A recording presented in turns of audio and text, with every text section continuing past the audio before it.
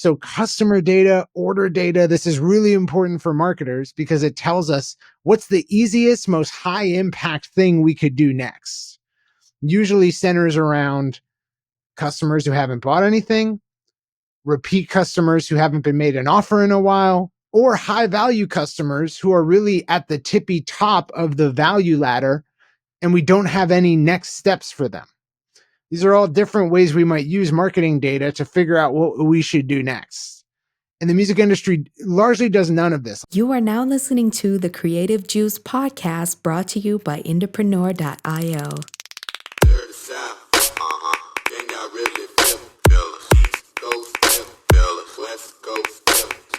What's up, Indies? Welcome back to the Creative Juice podcast. This is episode 322. I'm your host, Jack McCarthy. With me, as always, is Circa. And today's episode is going to be, well, it's going to be a rant. We're going to talk about data and your music career and what it means to actually collect data and what that means to your music career and what you can do with it. Cirque, what's up, dude? Not a whole lot, dude. Not a whole lot. Just excited. Me too, man. Me too. I'm excited to talk about data because I think we don't talk about this specific little subtopic on the podcast, maybe not enough. And I wanted to bring this to the show today, halfway as a rant, halfway as a little bit of a cautionary tale and things to be looking out for when you're out there interacting with people in music, specifically like industry heads and music business people and stuff like that, who might entrap you in thinking that they have something up over you when they really don't. And this often comes in the format of people, artists, marketers, music business people who say things like, well, we're collecting a lot of data. We're getting the data. We're just compiling data. Yeah, we've long since said that we think, we don't know, but we think that the music industry at large might be misinterpreting data. Not just data, like the pure definition of data and what it means to collect it. Yeah, I would 100% agree. I wanted to rant and riff about this a little bit because this has come to my mind and it's honestly come to my attention a lot of times in conversations, sales conversations for the agency, in consultations, in calls with artist team members or people that they're bringing on to their teams. And I don't mean to sound mean-spirited, but there's a lot of misinterpretation at best and gross misrepresentation at worst. And I want to talk about it today because when you talk about being data-driven in a music career, I want to go on record and say that when you're data-driven when it comes to your marketing, it means you make decisions with the data that you collect and you do things with the data that you collect. Yeah, I think it's useful to kind of do a statement of problem, right? Music industry says data is super important. We need to start using it. We need to collect it. We need to use it. Now, what's the problem with that? The main problem is that there's different, depending on your use case, there's different, you could mean different things by data. So from a marketing standpoint, when we say data, we really have two types that we deal with in marketing. One is to tell us about the past. The other is to tell us what we should do about the future. So we divvy those up into ought, as in we ought to do these things based on these data, and is. This is what happened based on this data. And the music industry tends to focus entirely on is and not so much as it pertains to marketing data. They tend to focus on data that can tell them what's already happened, not data that should tell them about what should happen, because the music industry is not very action oriented. And you can tell this, right? You can tell this by the amount of R&D dollars put into finding the next artist versus the amount of dollars put into contractually imprisoning the current hottest artists. They're more focused on what already is true than they are about what ought to be true or what could be true. And so, for instance, you might say, let's say you have a data set about all of your customers and all of their orders, right? If you were to extract is data from this, you might say, what is the most recent order for this customer? You might say, what is the most popular product, the product that is bought the most. Ought data would be more like what product is bought the most and how much are we offering it to new customers, right? Because we ought to offer the product that's bought the most to most customers.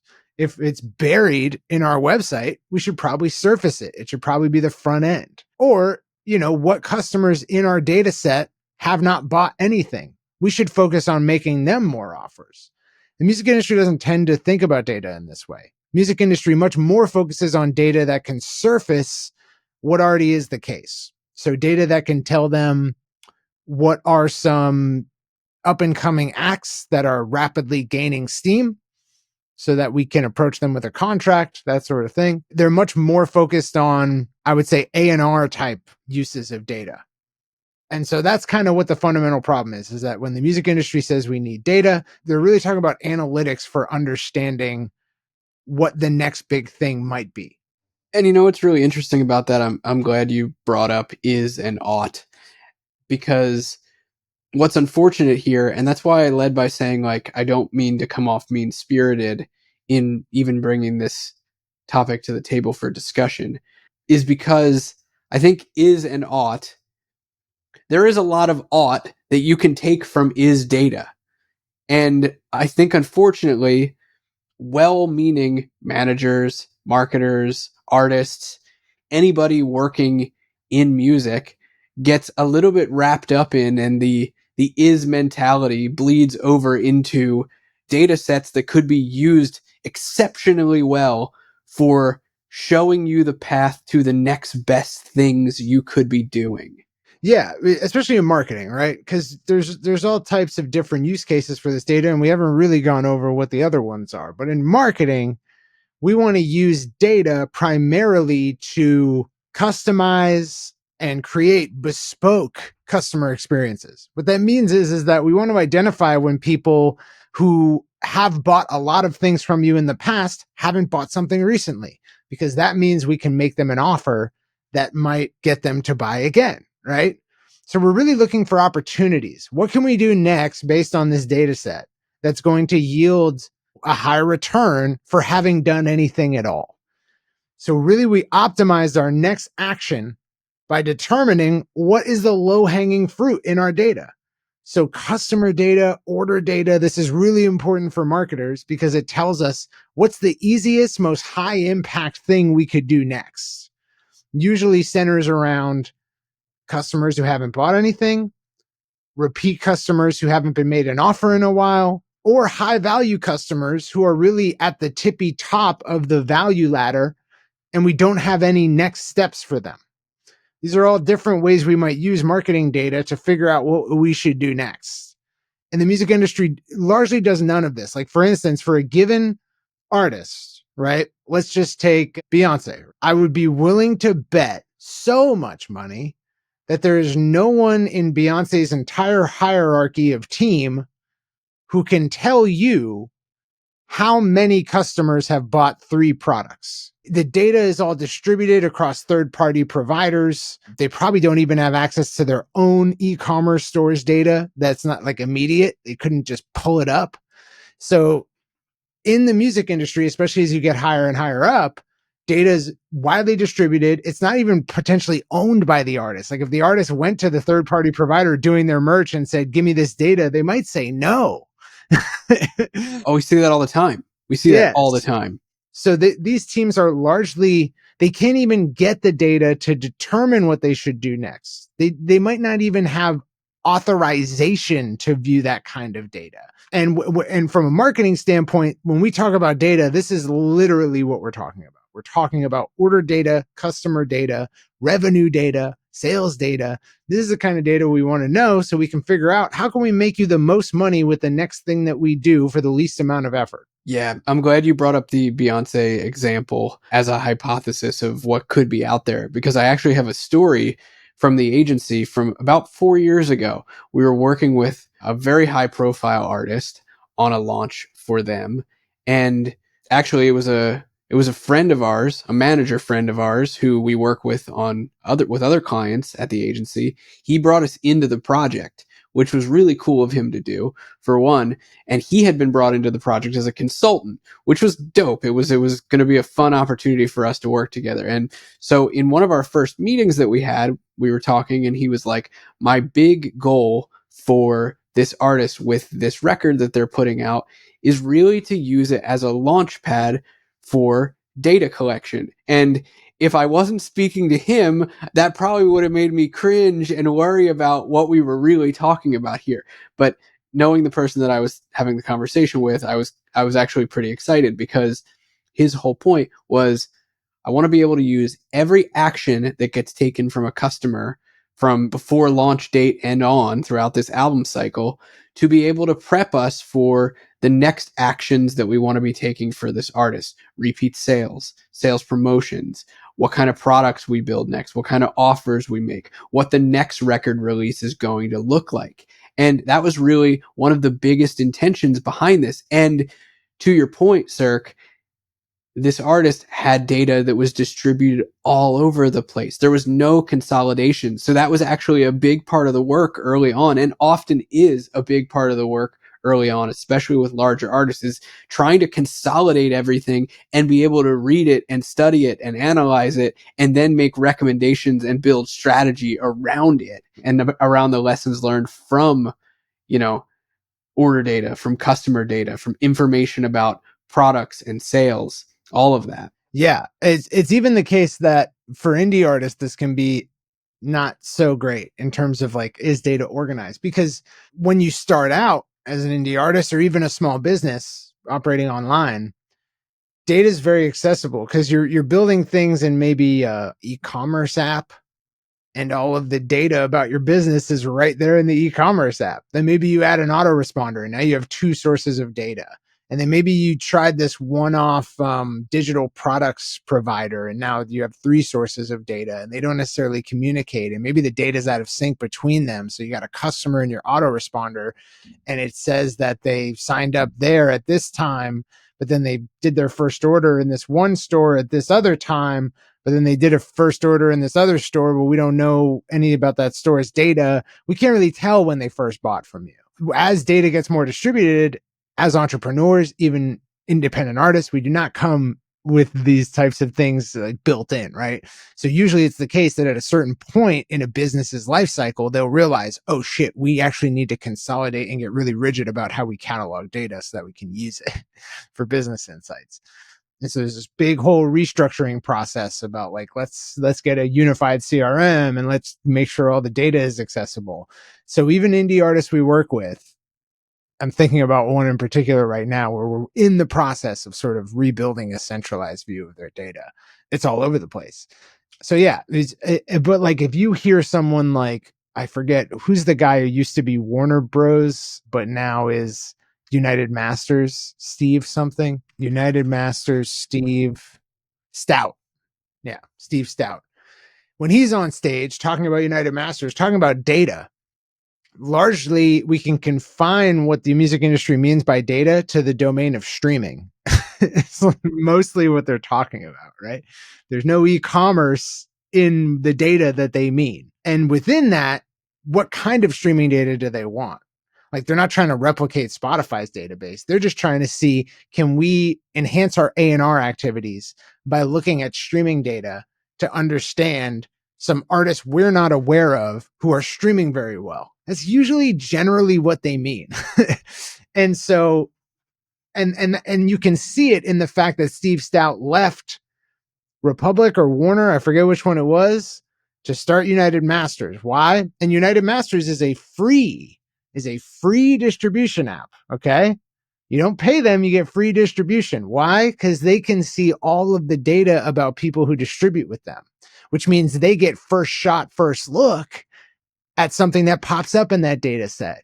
And that became I call it a scam. You might call it a way of doing business, but it became the trick to play was that if I can get a bunch of people to sign up to my distribution app, I have first look on someone in that data set who I think I should sign a deal with. Then they have this inbuilt distribution channel to find artists who are doing well with streaming, but haven't been approached yet. approach them with a deal, and now they're signing up that IP and they benefit. That's largely what the music industry means by data. It's not what we mean. It's interesting that you bring that up because that does really display the gap between what we should be talking about when we're talking with artists and bands, businesses about data, and how the music industry is looking at data. Primarily, it's data for the purposes of business to business analysis, meaning your business as an artist and my business as a record label, investor, management company, whatever it might be. That's really what the data is. Publisher. Yeah, publisher, your business to their business, and not your business to your customers, your fans. Yeah, they almost never mean that. Another point I wanted to make about how insane it kind of is for larger artists. We talked to the Black Eyed Peas manager on this show a few months back or even a year ago. And she was talking about distribution, not streaming distribution, not digital distribution, not distribution of physical record stores, distribution of information, messages to their own fan base. Okay. And this is a common term in business. If I make an app that's compatible with Android, I now have distribution to the millions and millions or even billions of Android users through the Google Play Store. So an Android app has good distribution. Okay. And so the manager of the Black Eyed Peas was talking about this release they had done and talking about the distribution component of it. How do we get the word out about these new singles or this new tour to the people who are fans of us? Okay. This should never, ever happen. It should never be a question as to how you're going to distribute news and information to your own customers and fans. But she was talking about, oh, what's happened to these fan clubs? So these fan clubs are a distribution mechanism. They aggregate lots of fans into tight units, and we can tell the leaders of these fan clubs, and they will distribute the message out. But for any artist working with us, if you want to know how you're going to distribute a message to your customers and fans, go to autoresponder, write email, send. That's how we're going to get the word out. The Black Eyed Peas do not have email addresses for all, a majority of, or even a healthy minority of their fans, because they're not collecting that kind of data, and not because they're dumb or anything. They're really smart cookies. It's because it's not a norm in the music industry to collect data that would allow you to have that kind of distribution. In fact, the record label, if any emails are being collected, they're kind of going directly to the record label where they're going to send you a newsletter. Yeah. Yeah. I've definitely mentioned this on the show before, but like my email inbox is just clogged from research that we did a year or so ago. My email inbox is just clogged with record label emails that are really just newsletter style emails that contain info about a few different artists at one time. None of whom are the artists whose page you signed up for that email. Bingo. Yeah. And I can't tell you how quickly I hit the delete button now. I look at the ones that are interesting to consider for swiping, and there's not a lot of them. But that happens, speaking of collecting data, that happens all the time. Like you said, Cirque, like you end up on a record label email list when you're really trying to sign up for an artist email list. And hey, for the record, for any label marketers who might be listening, I love you, but please don't do that anymore. I don't love you. You're shit at your job. You're not good. And you're not making recommendations that benefit creative types. So there is no love here. You're ruining everything. So yeah, we differ in that way. But a key point to make is there's other kinds of data. But if we could just get the music industry to be more focused on generating email addresses owned by the artist and their management, more than they are interested in like analyzing streaming data, that would be a huge win, a win on the order of billions of dollars of revenue. I'm not even exaggerating here. If we could just get artists and their managers, even the top 200 in the Billboard, to care about collecting email addresses, the primary form of data in e-commerce, and then using it to send emails to those email addresses, it would save them collectively millions of dollars a year, and it would generate for them collectively probably billions of dollars a year. Well, this is a really great point, Cirque. And it also relates to how we talk about data, because I can't tell you how many email marketing systems, software, platforms I've audited over the years of large artists that actually do have, a database of email subscribers that are just, tens of thousands, if not hundreds of thousands, that have never had anything done with them. And this is where the intersection of owned media, meaning your list that you own, that's yours, that you could take with you no matter what platform you go to, your own media. This is where own media and data intersect, because unlike your data in Spotify, which is not yours, you can't just download it and it's yours forever and you can do stuff with it and you can message those fans.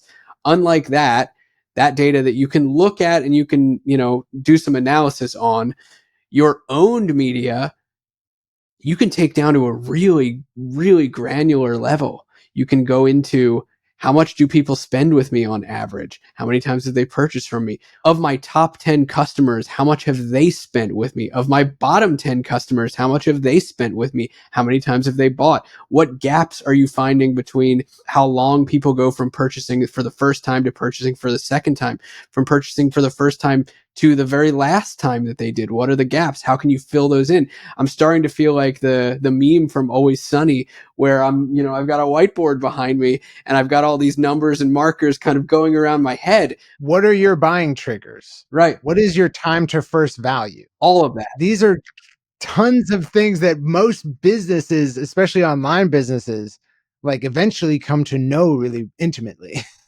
You have to. You have to. And I think that's only going to become, actually, I don't think, I know that that's going to only become more true for artists, for creatives, for any type of business that operates online in any capacity. It's going to only become more true as time goes on. And I bring all that up to say, like, this is where your owned media becomes so important, because you have that control. You have that control, and then you can manipulate the data. You can do stuff with it. And then not only can you do stuff with it in the manipulation and the analysis, you can then do stuff with it in terms of like, oh, looping back to what you said. Oh, I've got a subset of customers that I haven't made an offer to in a while that are inactive. I'm going to reactivate them. How cool is that, to be able to make an inference from data that you have and then take an action on it mere minutes later if you wanted to? That's the kind of stuff that we talk about when we say that data can have a massive impact on your music career. We mean actionable data, in that once we analyze this data and we're done, we can take an action that will make you more money. That's literally all we mean.